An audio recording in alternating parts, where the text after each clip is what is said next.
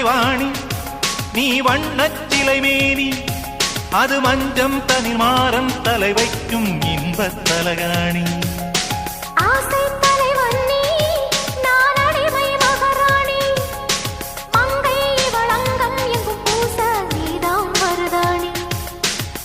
திறக்காத பூக்கள்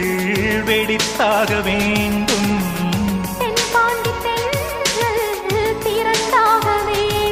என்ன சம்மதமா இன்னும் தாமதமா தங்க மகன் இன்று சிங்க நடை போட்டு அருகில் அருகில் வந்தார்